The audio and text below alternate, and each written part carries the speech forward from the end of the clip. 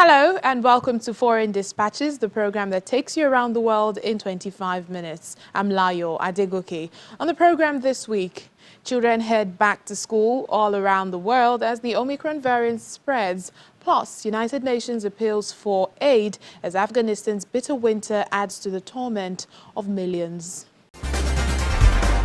Many countries have closed classrooms on and off as a result of the COVID-19 pandemic, but Uganda had kept more than 10 million students at home since March 2020. After the world's longest COVID shutdown this week, schools in the country have reopened, but Uganda is now facing the prospect of a high dropout rate. For many Ugandan children, it was a day of excitement on Monday as schools reopened after almost 2 years.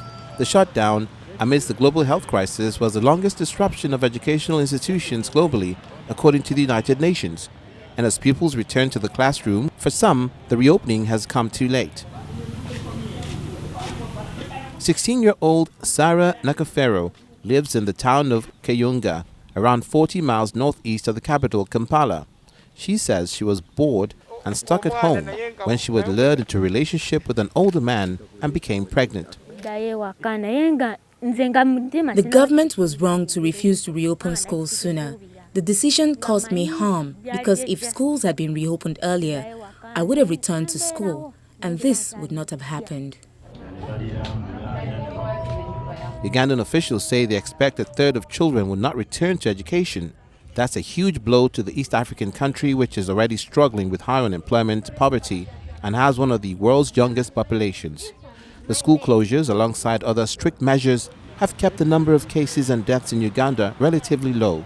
The country has so far recorded around 153,000 cases of COVID-19 and about 3,300 deaths. But the UN's Children's Agency, UNICEF, says the shutdown was too long and that Uganda's economic growth and labor productivity will ultimately be reduced because of the high dropout rate from schools. I would say UNICEF would not have advised for this kind of measure. We believe that, there is always a risk for having schools open because you have 50 million learners in Uganda.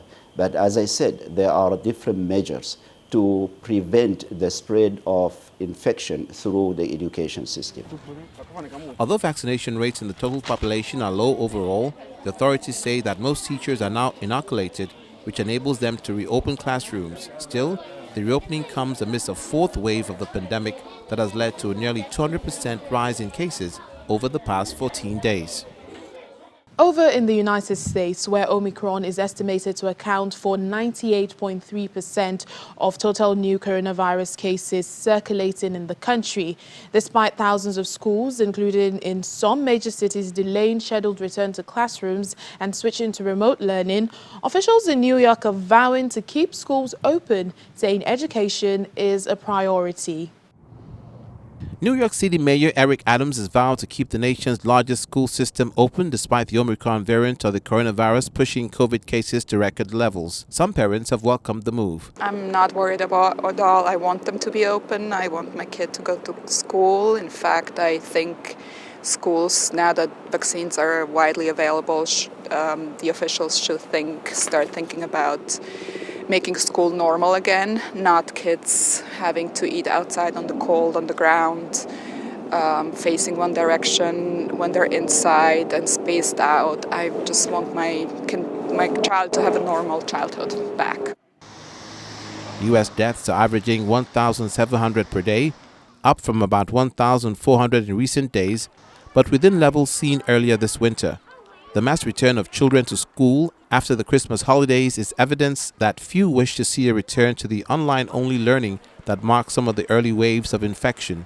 National education leader and advisor Dr. Julia Rafal-Bayer says it's a priority to keep schools open. There is no reason right now for us to be shutting down entire districts or entire states with everything that we know about what it takes to keep kids safely in classrooms right now. District-wide and citywide school shutdowns today could be even more devastating for children than anything that we've experienced in this country to date.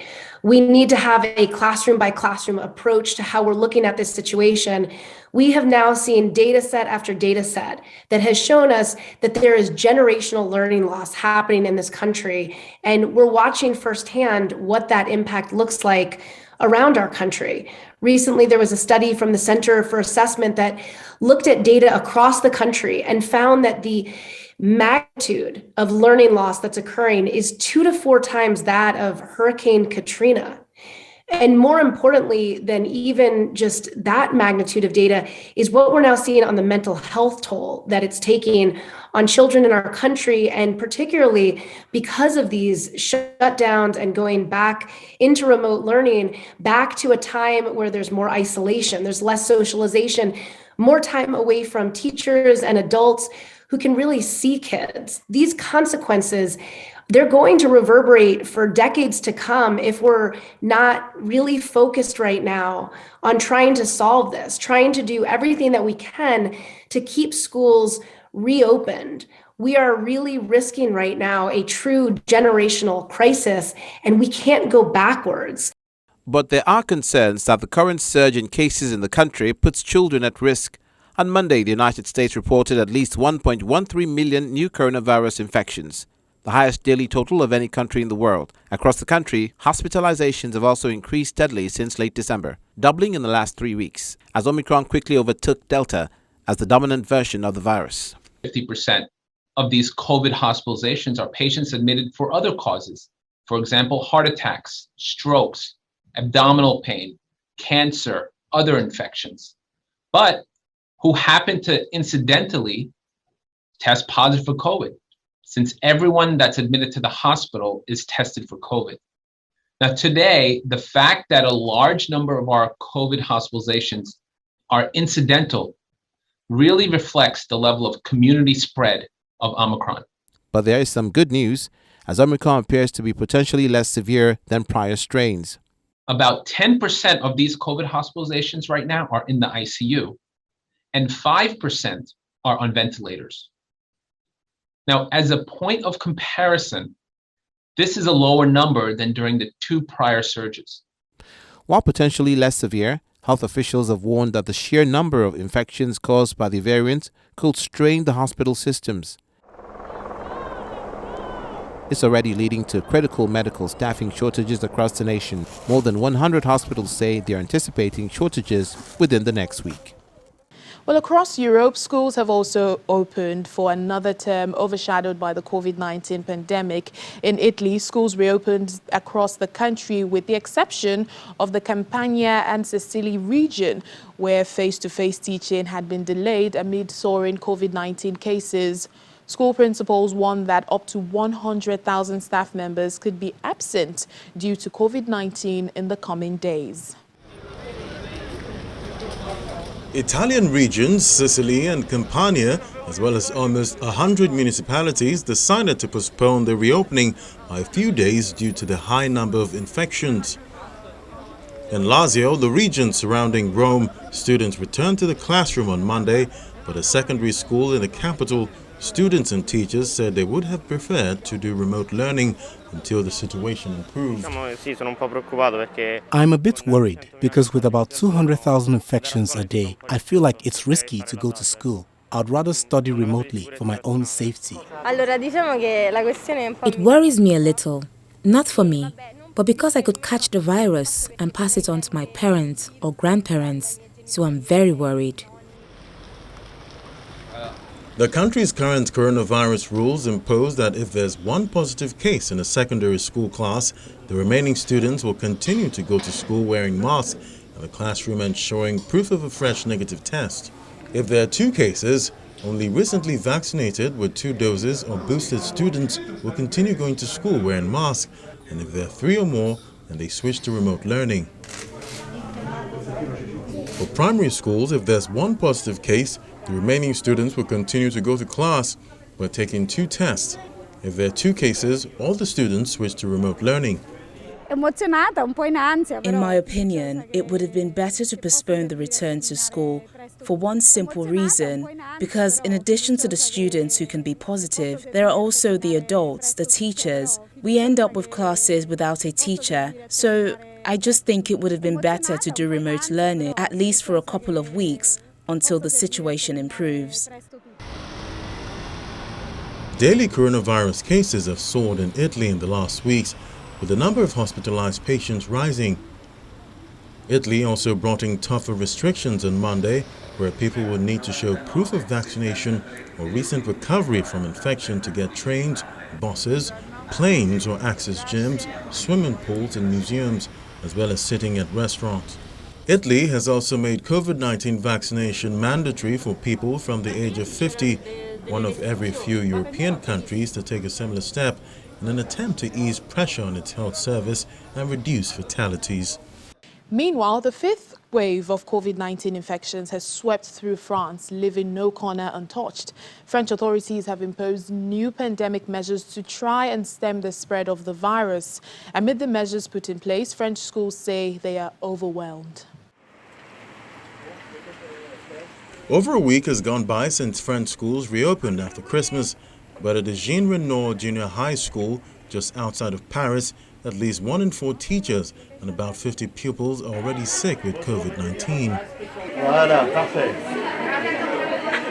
With new testing and contact tracing rules introduced at the start of this term, the head teacher now faces a huge challenge.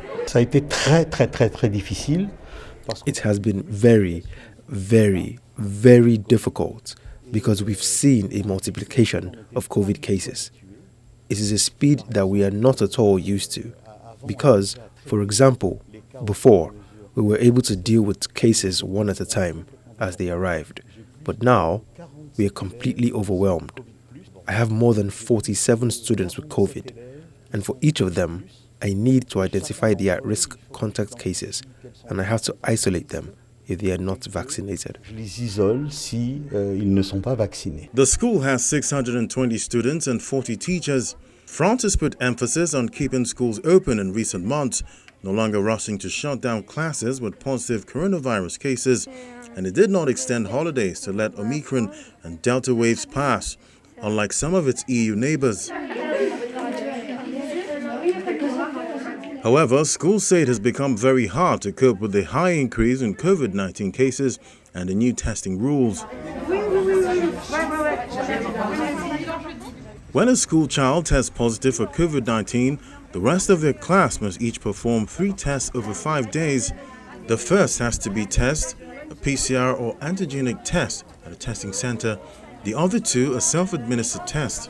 This has exacerbated the already long queues to get tested at pharmacies and labs as case numbers rose to record highs. It's become impossible with work. I'm not the only parent here, and we all show up to 2 hours late for work, so we don't know how to manage. Only those without kids can handle all this. But us who have kids, we feel we're only half working. We can't concentrate on our work. It's unbearable. We're only waiting for the next email telling us we need to test again. It's permanent stress. In the week to January 2nd, a record 8.3 million coronavirus tests were carried out, and that was before the end of the holiday period. Despite a slow start due to vaccine hesitancy, 90% of those aged 12 and above in France have received at least 2 doses of a coronavirus vaccine. Vaccination to children from age 5 began at the end of December. In the past week, the number of confirmed cases in France increased by more than 300,000 for 3 days. Hospitalizations, including COVID-19 patients in intensive care, are rising steadily, putting the healthcare system under strain. When Foreign Dispatches returns in just a moment, we bring you all the details from the final phase of the Hack for Earth program at the Expo 2020 in Dubai. Please stay with us. You're still watching Foreign Dispatches on Channels Television. The start of a harsh winter is accelerating Afghanistan's humanitarian crisis. Since the Taliban seizure of power and international sanctions, the economy has gone into free fall. The collapse of the previous Afghan government and the withdrawal of Western support have led to soaring unemployment.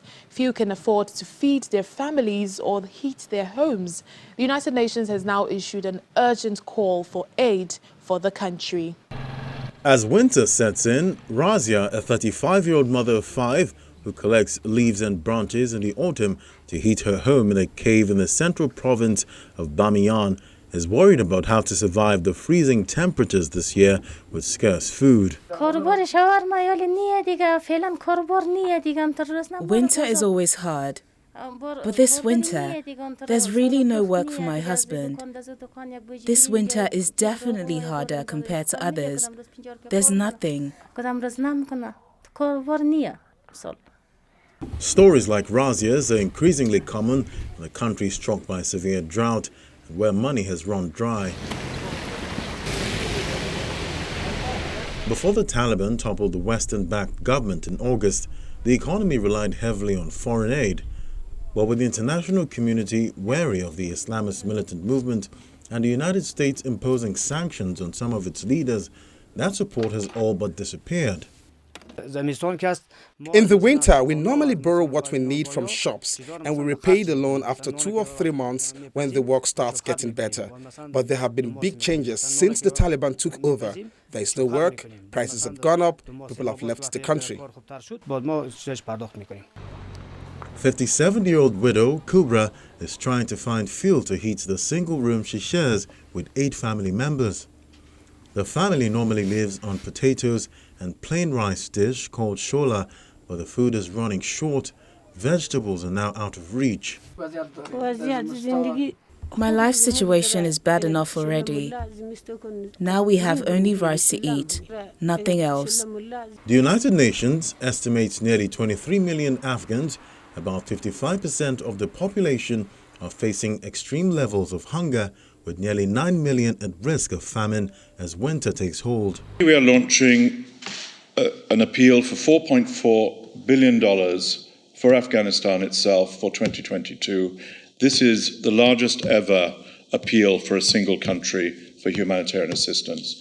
And it is 3 times the amount needed and actually fundraised in 2021. This is a stopgap, an absolutely essential stopgap measure that we are putting in front of the international community today. Without this being funded, there won't be a future. We need this to be done, otherwise there will be outflow, there will be suffering. 1 million children potentially suffering severe acute malnutrition. 1 million children. The figures are so hard to grasp when they're this kind of size, but 1 million children in Afghanistan at risk of that kind of malnutrition, if these things don't happen, is a shocking one. Humanitarian agencies within Afghanistan can only operate if there's cash in the economy which can be used to pay officials, salaries, costs, fuel, and so forth. So liquidity in its first phase is a humanitarian issue. It's not just a bigger economic issue. The key here is to stabilize the situation inside Afghanistan, and including that of displaced people who are displaced inside their country. Also to prevent a larger refugee crisis, a larger crisis of external displacement. It is key, I think, not to forget that there is a regional dimension to this crisis, represented by the Afghan refugees, but also Afghan with many other arrangement in neighboring countries in particular, especially in Pakistan and Iran that have hosted Afghans for now more than 40 years, but also without forgetting Central Asian states. This is why in this segment of this big appeal, of this 5 billion appeal, a segment worth just over 600 million, we're asking for resources to support the neighboring countries. Taliban officials say they're aware of the problems facing the poor, which they say stem partly from the effects of more than 4 decades of conflict and mismanagement under the previous government. And finally, on the program, beyond the entertainment and business events at the ongoing expo, tech heads are hard at work building solutions to global challenges. 7 teams drawn from a global pool of techpreneurs have been accepted into the Build for Earth Acceleration Program as the final phase for the Hack for Earth program. Our correspondent, Mayowa Adegoke, takes us to the expo to see the final pitch for a $10,000 prize. Of the 1,370 teams from 121 countries that took part in the Hack for Earth Global Hackathon, 7 teams emerged to pitch their ideas to a jury at the United Nations Hub here at Expo 2020. In the Dream for Earth campaign, we collected 1,200 dreams from all over the world. Actually from 80 countries. And all of these we analyzed with an AI tool and created the challenges for the hackathon Hack for Earth. Each team has created what it believes to be a sustainable tech solution to a global challenge under the United Nations Sustainable Development Goals. Leading Team Demol is Nigerian Michael Ojo. His group's aim is to bridge the digital and information divide in the world. We improve social inclusivity by putting a lot of people and community, and then help deliver the United Nations 2030 agenda, leave no one behind, through a mobile, digital mobile telemedicine and information center, library and cafe. And then, because we realized that the spread of internet could improve our global connectivity. And then, the reason why our project is important is because many people are missing out on information that can only be found online. One after the other, all teams try to convince the jury why their solution deserves the top spot and the grand prize. At the end of the day, Team Verona Blue's solution to help rid the ocean of plastics by creating a biodegradable version from seaweed wins the grand prize of $10,000.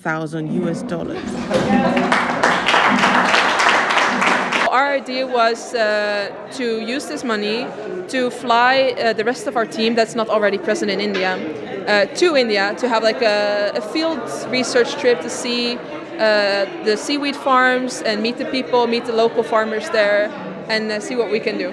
It is estimated that there are more than 5.25 trillion pieces of plastic waste in the oceans today, harming sea life and environment. Bioplastics are eco-friendly and manufacturing them consumes less energy. Michael's team and the other 5 teams that lost the grand prize will not go away empty-handed.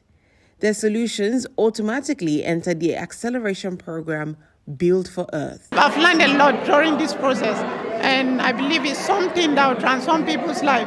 So I'll move. The passion is still there, the motivation is still there, despite the fact that I wasn't able to win the grand prize, but I believe the motivation is still there. It's all about impacting people. It's all about making life better for everybody. And I believe we have the power to answer to the desperate call of people. And with this and many more, we will not relent in making the world a better place for everybody. What I'm taking away from all this is that the relevance and the importance of education is because we're still passionate about it and we're still going to work to accelerate the program. And my take out from this is that we'll continue pushing for this because we believe that this is a life-changing innovation that's going to assist many thousands of people. And the idea is just to find a group of people who are going to be able to support us to be able to execute this innovation. Our head of Build for Earth, Christopher, will start working with them on their realization plans. How will they bring their solutions to life What do they need in order to do that? Have they nailed the problem really? What is the next step when it comes to creating the team? What partnerships do they need? So actually they are coming back after working in Build for Earth for 3 months. They will come back here to Expo 2020 end of March to pitch again to the jury to present how far they have come in creating the solutions for a better future. Hack for Earth Hackathon is co-organized by the Sweden Pavilion in collaboration with Expo 2020 Dubai and is supported by several partners, including UNICEF. And that's the program today. Thank you so much for joining us. I'm Layo Adegoke. Yes.